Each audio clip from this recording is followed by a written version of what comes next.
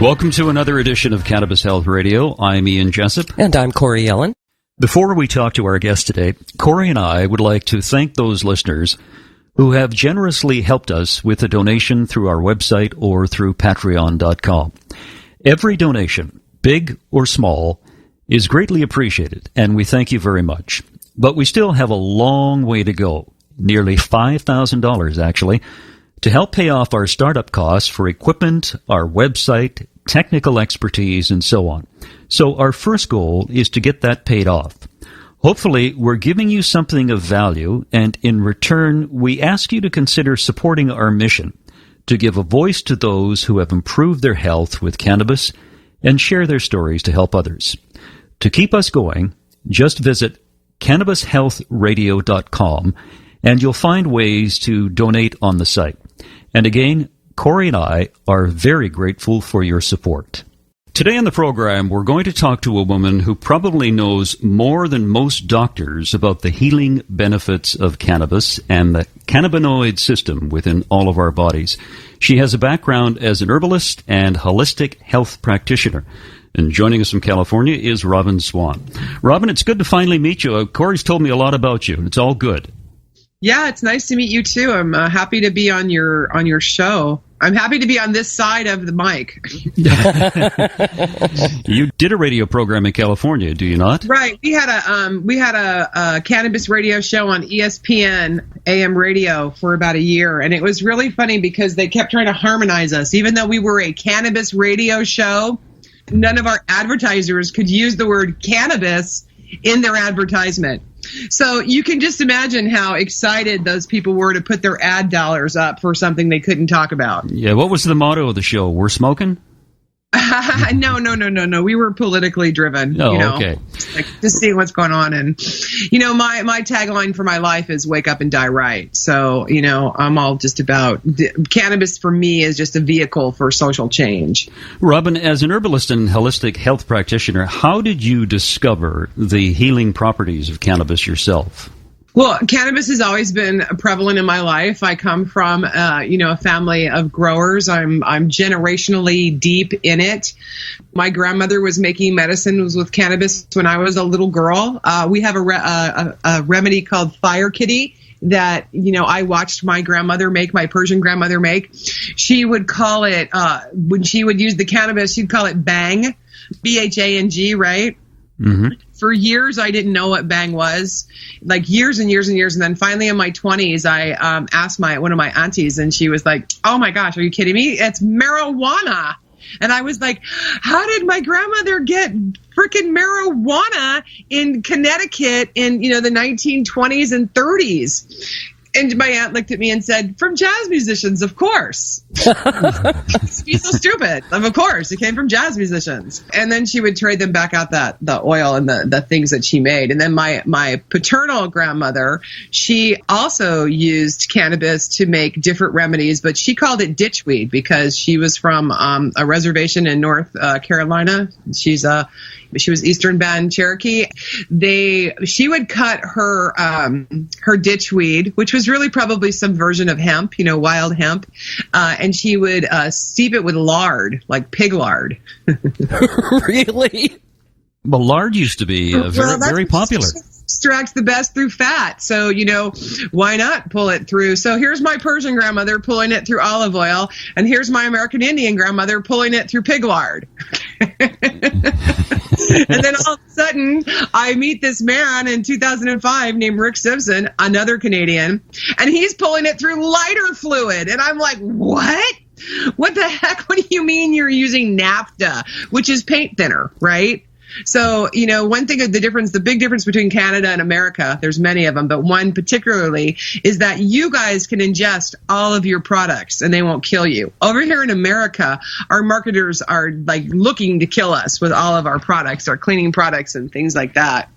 Do you remember the first batch of cannabis oil you made?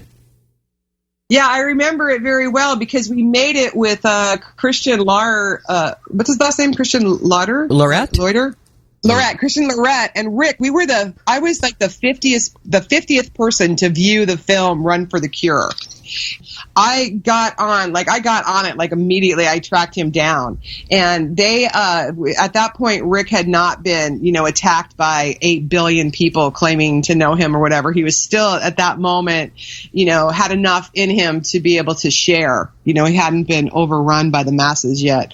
So we hunted down our version of naphtha, which is basically paint thinner, and we extracted medicine with it for the first time. And then we moved into isopropyl alcohol. And as we did this learning, because my partner at the time was also a generational herbalist, and we had been making other medicines for, our whole life, basically extracting other plants, we were like, there's something really wrong with petrochemicals and, isopropyl alcohol. And he actually had gotten sick, like almost to the point of death from the isopropyl. He had gotten isopropyl alcohol poisoning making medicine, and that's pretty scary stuff. Your body basically begins to shut down, and it was really awful and very, very scary. So the second time it happened, we were like, we have to dig deeper into this. This is not the way. They were not doing this 5,000 years ago. They didn't have paint thinner back then. They didn't have isopropyl alcohol.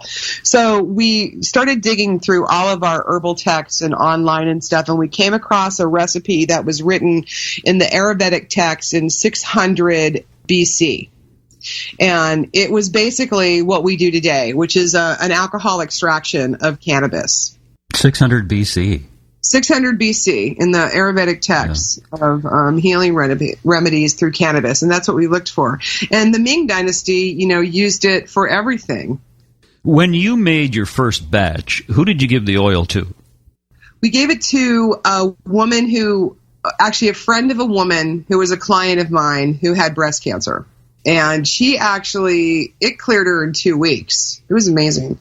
And that just really inspired us. So the next thing we did was we realized that we were onto something, is we decided to just kind of test it, So, we got on Facebook. This was, oh my gosh, when, Corey, 2007 maybe? Probably, yeah, because that's... It was oh my gosh, time is such a horrible thing. Here it is almost 10 years later. It's almost 10 years that we've been at this, which is pretty exciting because now we're getting enough of a database to really have an intelligent conversation about it, So that's exciting. And we just offered it out to, I just put it on Facebook, hey, we're doing this. If you want some, inbox me. That's how it happened. What sort of response did you get? It was a lot more than we had oil, that's for sure. We got a phenomenal response from all over the globe. Robin, before we go any further, I just want to clarify. I mean, I know this is basically what you've said, but just for the benefit of listeners, there's a lot of people in Canada that make oil with isopropyl or naphtha, more isopropyl than naphtha. The isopropyl and naphtha that you get in Canada is not the same as in the States. Not even close. The stuff in the States is not safe to use. Yeah, the stuff in the States, and and I mean, I'm always on the fence. The whole show could be about you know how you and I are about solvents. Whatever you want to use it. Yeah, I think that whatever. Just know who's making your product. Know who's making your product, what it's made of, et cetera, et cetera. I know there are people in the States. Also remember, if you're using a product that's been pulled through naphtha or isopropyl alcohol, even though they've pulled it all out, if you're leaving it closed, it's recondensing itself. So whatever trace amounts of that product are in the concentrate, they're gonna come up to the surface when it's condensed and sealed, right? So just make sure that you keep your stuff, before you use it, you just air it out for a minute. Give it a breath like it was a fine wine. What is the difference between the isopropyl alcohol in the States and Canada? Yeah. I don't know exactly. I think there's all these additives, isn't there, in the one? Yeah, we don't care about chemicals in our country. We just we like our people. It feeds our medical system. So, everyone's really in bed with each other in the U.S., and that way the AMA and the FDA, they're all good friends. They're working together to ensure that the American population is sick. It's my understanding, too, that you can go and buy, for sake of argument, Joe's isopropyl alcohol at Walgreens, and you can go back 2 weeks later and buy that same product, and it'll have different ingredients. Well, I don't know about that. I mean, I would hope to shout that the manufacturers of those products are going to have some kind of standard of excellence, but I really don't did hear that somewhere. I don't know. At any rate, beware if you're in the States, it's not the same as Canada. Robin, for people who want to make their own, what would you suggest besides doing a heck of a lot of research? Well, I think that slow down is the first thing. Slow down. And just slow down. There's some great YouTube videos. My favorite one is the skinniest lady alive. She makes a small batch of cannabis oil in her kitchen with just 1 ounce of flour material. She makes 3 to 5 grams in the kitchen. And I think that if you have no experience at all, that's a great way to start. Start with 1 ounce. Yeah, it's kind of like watching Martha Stewart. Yeah. I know the one you mean. It's exactly like watching more. And the other thing is demystify it. It's really the hard part about it is that you might blow yourself up. You really can't fuck it up though, besides, destroying yourself and blowing down your entire environment. And that's just really good safety practice, right? I mean, exercise common sense, go slow, make sure your environment is well ventilated, start with a small amount. And, trust your instinct. Whatever you make, it's going to be good. Even if it's not like the quality of somebody who's professional, it's still going to be vibrationally in alignment with what you need and who you are. A lot of times people will call me and they'll be like, I made my own oil. I'm not getting better, blah, blah, blah. It must be awful, or my aunt made my oil or whatever. And I always say to those people that, intention is 90% of what you're doing, especially herbally. So if their intent was clear, and they were really making that to help you and heal you as you are for yourself, then that's what's going to be there. But if they made it with doubt and insecurity, that's what's going to be there. So really setting your intention before you work with, any kind of plant-based material really kind of helps create that vibrational channel to lock in. Robin, when you set out on this journey to start making cannabis and cannabis-based products to help other people... I was 7 years old, so I didn't really set out on a journey. I just kind of felt like from life. So, and I mean, for years I lied to people. For years it was the secret ingredient. I mean, I'm a world-class neuromuscular structural integration therapist. I have been giving people this medicine since I've been working, and I was 18 years old when I started my career. When you first went on Facebook and got this incredible response, what did your lawyer suggest you do? Oh, I love my lawyer. He's very kind. And oftentimes, randomly, he will send me emails asking me to please stop. All of my whole law team often every day is telling me to, I mean, if I did what I was told, I wouldn't be doing anything. And what reason do they give? Incarceration. Okay. That's the first thing that they're concerned about regarding me is incarceration. But look, you survived 10 years and you're not in jail yet. Well, and there by the grace of God go I, and I think that, my business is built in the giveaway, and it's built in paying it forward. So, we feel that we are doing something that's greater than making money. I'm not on the Silk Road. I'm not selling recreational product to anyone. So we just feel like we have a blanket of protection with what we do.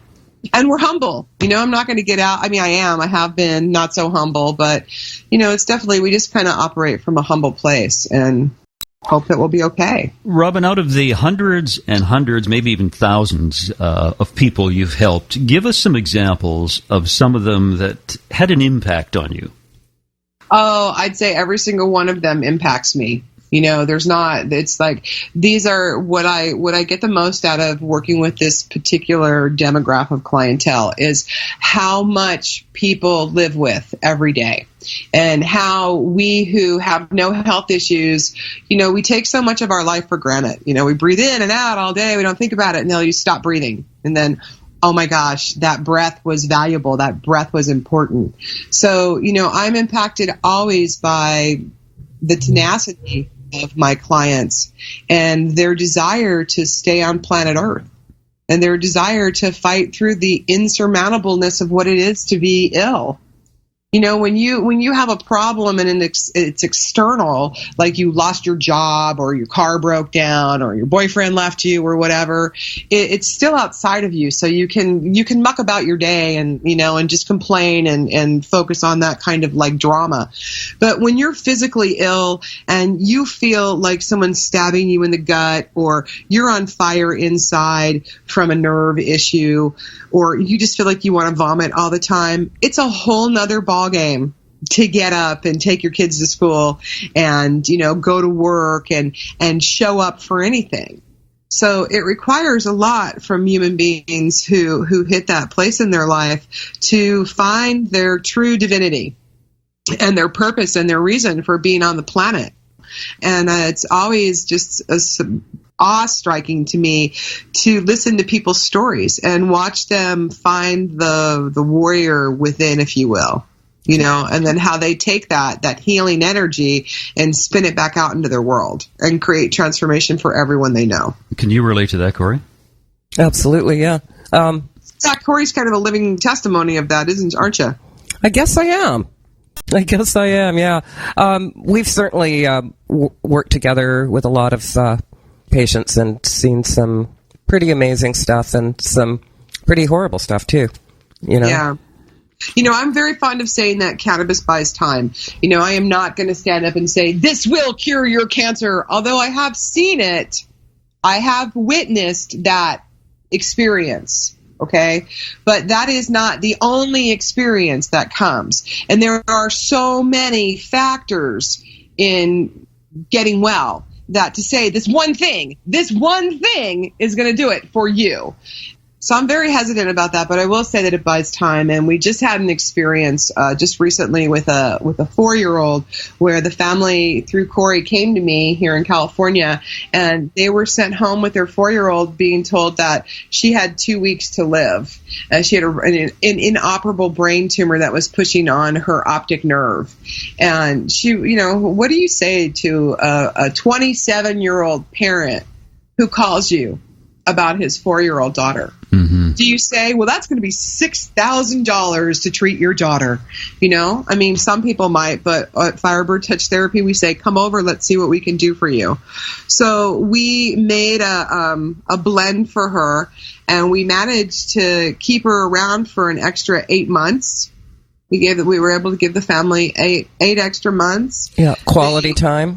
They went to Disneyland. You know, the little, she had an older brother. He got to play and visit and be with his sister. You know, she really held on very well until she got pneumonia. And that was really what was the turning point for her. So we actually were still keeping that brain tumor in check. But because she was so small and she had, you know, many other treatments, and we are just carbon-based beings. I mean, we are designed to fail. We are very, very delicate things as human beings.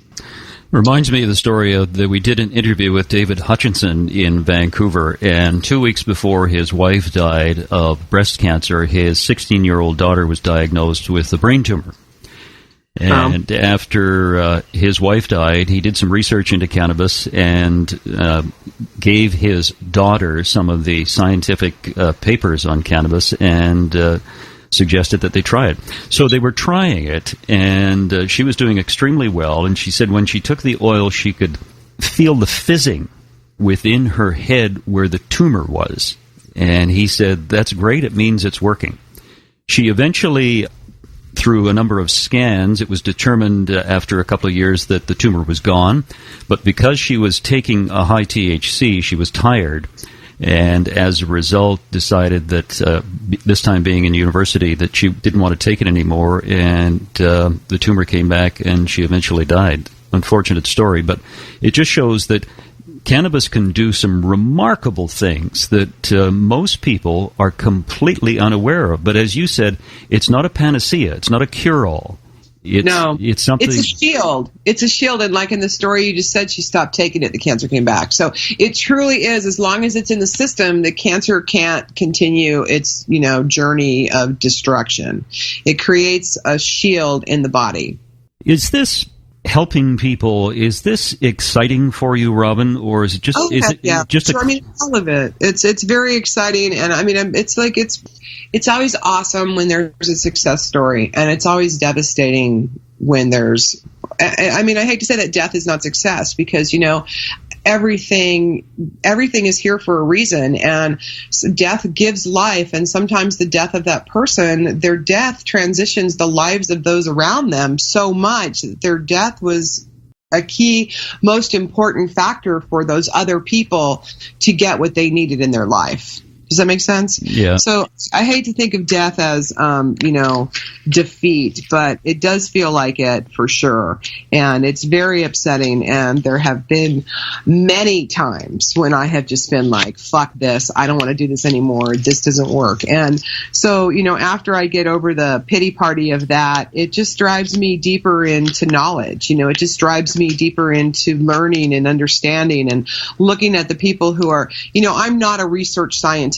So I don't spend my time digging into what each cannabinoid does and how it needs to be, whatever changed and shifted and what gets happened where. But I do read those papers that those people write, and I do absolutely implement them into my my knowledge base and my production of my products.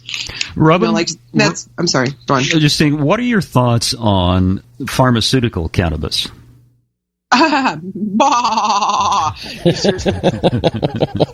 Question to ask what are my thoughts, but they're serious bullshit. They're just bullshit. All pharmaceuticals are plant-based medicine, period.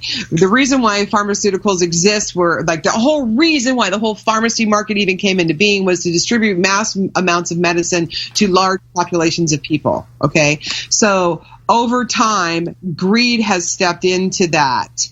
It has shifted to, chemicals. And what we know about Marinol is that the people who take it get higher than they get high when they use cannabis. And it doesn't necessarily work. It doesn't work. It doesn't do anything to abate cancer. And oftentimes it will make people feel just as nauseous as they did. We interviewed Gui Rubinski a couple of days ago, and he was talking about the whole plant offers what he describes as the entourage effect. Yeah. Whereas you don't isolate a specific I agree. Compound. And then here we go. This is going to be the next problem that we're all going to face is the intellect of man. First we have greed and then we have intellect. So who else could fuck up something more than a human being who's going to sit in the lab with nothing to do and pull a plant apart, Yeah. People call me all the time now and say, do you have THCA? Because that's what that's what they say I need. Well, who's they? My group on Facebook. Oh. Okay, no, I don't have the ability to say, But I will say, I do believe the research and the data that's collected on CBD and THC in the conversation of cancer specifically, that they need to be administered at different times. Because CBD is a cleanser of the receptor, and it doesn't allow the THC to bind at the same time in the way that it needs to bind for cancer. So I do absolutely, and I have seen in my clientele, my client base, that when we separate CBD and THC in cancers, I get a longer, better result from the client than when they do a blend of THC and CBD. That's only in cancer, though. Okay, when I'm talking about another neurological issue, then that's not true at all. Can we go down the hormone-driven breast cancer path? Oh, God, where I can be hung out to dry. Oh, well, boy, it's a tough one, eh? It is a tough one. So it's a very tough one. I recently, I was, the thing about the position that I sit in, and all physicians, I would like to just, have a moment for everybody who's in medicine, that, we're just human beings, man. And, your doctor is governed by the ethics and the laws of their licensure to say certain things to you. They cannot get airy-fairy with you. They cannot tell you the hows and the whys of the whatever. They can only give you the most devastating data available, because we have sued them so many times, at least in America. We have made their malpractice exponential. all right, that they can't say anything except for, this is what I can treat you, this is what it will do, and this is when you'll die. And that's it. So cut your physician a break, first of all, and cut us who make the oil a break too, because, at the end of the day, really the decision is your contract between you and the creator. So that's a long answer to the hormone driven breast cancer, which, research shows us that THC develops tumors in this type of breast cancer. It feeds the tumor. So there needs to be a higher dosage of CBD and a lower doses of THC. Now, what are these exact numbers that make this happen? Well, the most popular one circulating is 2-to-1 or 3-to-1, right? Mm-hmm. 3% CBD, 1% THC. Yeah. But again, every single person is a thumbprint, and they're in an individual. So is that the truth? I don't know. I can't say it. I do think that it needs to be. You need to have THC present to kill cancer. It needs to lower, and you do need to have the for some reason, because of the hormonal effect, the cannabinoids in just that molecular strain address that type of cancer better. When I was in Prague, I had a couple of informal conversations with, in quotations, people in the know about this whole hormone-driven breast cancer thing, and I heard all the answers: 3-to-1, 2-to-1. Take them apart, take them together. But what really came out of all those conversations is the fact that no two people are alike. What's going to work for one person is not necessarily going to work for the other. Right, and that's like and that's the key right there. So so that brings me to the circle conversation of dispensaries, which I'm not a fan of. I'm just not a fan of them. You walk into a dispensary, you've got a 20-something-year-old person behind the counter. God bless the millenniums. They know what they know, but they don't know. They're not medically driven, and they're just selling products that they don't even know who they came from. Right. Mm-hmm. So if you are using cannabis as medicine to do things like address your life-threatening illness, I really highly suggest you, if you're not making it yourself and doing your own research, you're working with somebody who's willing to work with you. Here at Firebird, we work with each person individually. Even if there's 350 of them, I'm having a conversation with every single person at least once, 2 or 3 times during the course of their treatment, until we get a point where they're stable in the medicine. And what I like to tell people is, you're using the right amount when you feel better and you can function in your life. If you are drooling on the freaking ass couch, you are taking too much. Okay? If you are not feeling better and still not sleeping, you are taking too little. Just like Goldilocks, you kind of have to hop from beds to bowls until you find the right mix. Here's an issue that Corey and I talk about privately, because she, as you know, deals with lots and lots of people. And one of the things that strikes me as extremely humorous and frustrating is Corey recommends to people who say, I don't want to get high, well, you can take it rectally. And they say, well, there's no way I'm doing that. And mm-hmm. I think, okay, people are, especially in America, people are afraid of their butthole. I mean, there's so much baloney. There's so much baloney. It's ridiculous. They're all because it's become, in music and media, it's become a sexual organ, right? And mm-hmm. before it was a taboo organ, right? So that's no wonder there's so much anal cancer. We're also uptight in the ass, right? So the deal is that, I tell people like that to, do you want to answer your phone? No. I tell them to use it topically. But the other real question that you need to ask people is, are you willing to do what it takes to get well? Well, you see, Robin, I think probably what Ian's thinking about particularly is I had a gentleman up here who's got penile cancer and is facing amputation of his entire penis. And right. Tell us that. Well, maybe he doesn't need his penis. Maybe he's got a phenomenal tongue. That's what I thought when I read that. Maybe he doesn't need his penis. So he obviously has some sexual issues if he has cancer of the penis, I mean, I don't believe that we get cancer because we're a bad person, although there are some horrible people that you just know are going to get sick. And the reason why they get sick is because they inside of themselves are making them sick. And that is why they are horrible. So whatever we have, there's a teaching in my culture that's give with your emotions, hold with your physical body, receive with your mind, and determine with your spirit. And so many of us are emotionally holding, I can't feel that. You're not touching my ass, right? And it's all these closed symbols. Maybe if you ask the guy who's going to lose his penis, were you raped as a child? Is that why you're afraid to touch your butt? Then we could, there might in that be some massive healing for him where he can share that story and release that shame, guilt, and pain, right? Yeah. And then maybe sticking something up his ass won't be so horrifying to him. But, then you also hit against the religious paradigm. So you can only treat people where they're at. And, my business is called Firebird Touch Therapy for a reason, because I'm not going to pet your head and give you a glass of water and tell you it's going to be okay. I'm going to fucking light your ass on fire, and you will be consumed by it and then reborn if you so choose to desire. Because that is the only way. I'm sure, Corey, in your healing journey, you had to come to Jesus with a whole lot of situations, feelings, experiences of your own life and release them and forgive yourself in those situations. Oh, absolutely. It's a journey, that is really the only way to healing. Yeah. Yeah, I don't know if you caught our interview with Paula Doyle, but she certainly alluded to that too, that, it's a journey that comes from within and you heal from within. Yeah. Yeah, that's very true. Very true.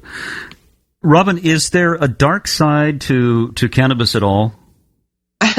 Yeah, take too much and then call me at 2:00 in the morning when you don't listen to my instructions. That's a dark side for me because I'm sleeping. Yeah. The funny thing about it is this is the size of a grain of rice. I hate that image, and because it's what rice? Basmati, Uncle Ben. So.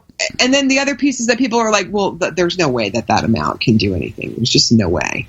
So, and then they take a glob of it and they're high in a horrible way, not able to get up. Their heart is racing. They're, feeling like they're going to vomit. They're sweating because they took too much because they didn't listen to instructions. I'm laughing at Ian right now. Corey's pointing her finger at me because that was me. That was him. You dumbass. Crack me up, and the truth is for everybody, because and that's part of what makes this so scary.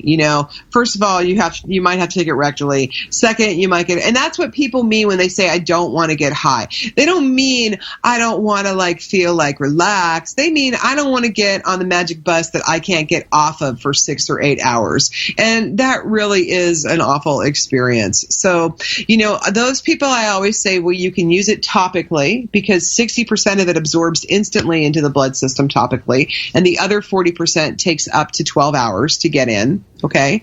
So, and that's going to slow it down. That's a great way to kind of get your receptors primed, basically. And sort of ease people into it.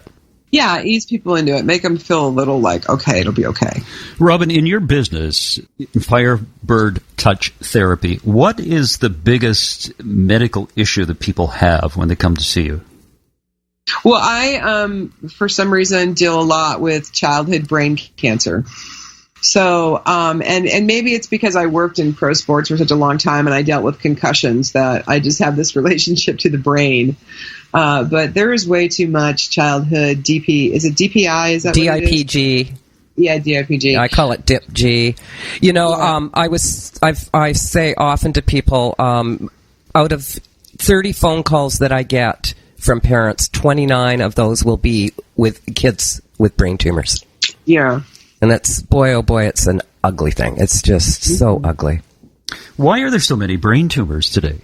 Oh my gosh, who knows, Well, I have a theory on why there's so much more cancer, at least in America. That is that, America was a hemp-driven country until 1932 and Prohibition.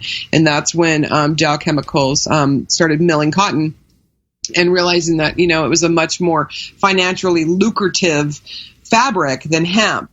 And so hemp became, it left all streams of our our body and our nutrition at that point.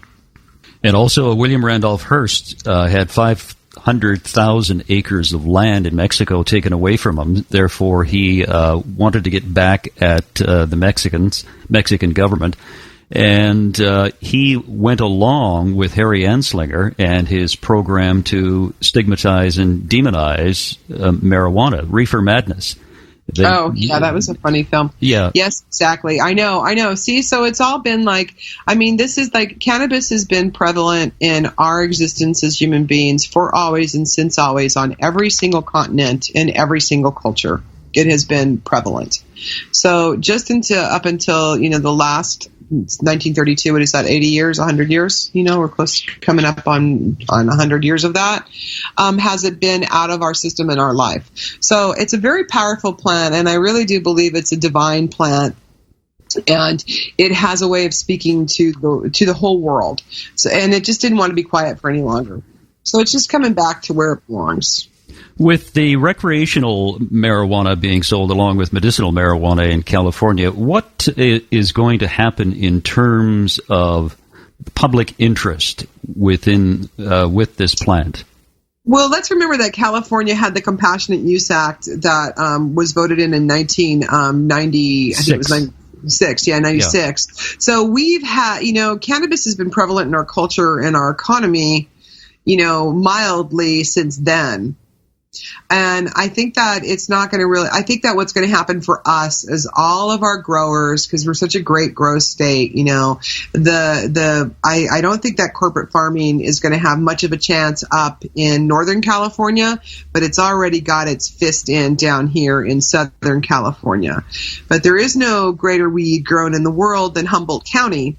And those guys have been dug up in there for a very long time and lived through a whole bunch of prohibition. So they have been getting themselves together for much time. And I think that they're going to just emerge as like, I think that California will emerge as the, cannabis capital of the world, much like we were the wine capital of, America as well.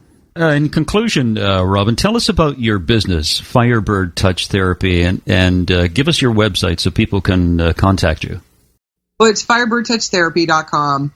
And, we are a holistic-based practice company that is all about allowing and helping people actualize their authentic self. And using cannabis as medicine is just one of the things that we do. Robin, it was good of you to join us. Thank you very much. Oh, yeah, it was super fun, man. Yeah. It's been great having you on, Robin.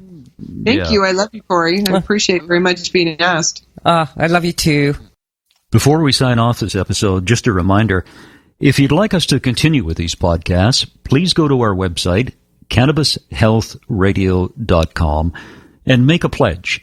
The donation can be big or small, a one-time donation, or a monthly donation, whatever you like. All donations are gratefully appreciated. Help us in our mission to help others.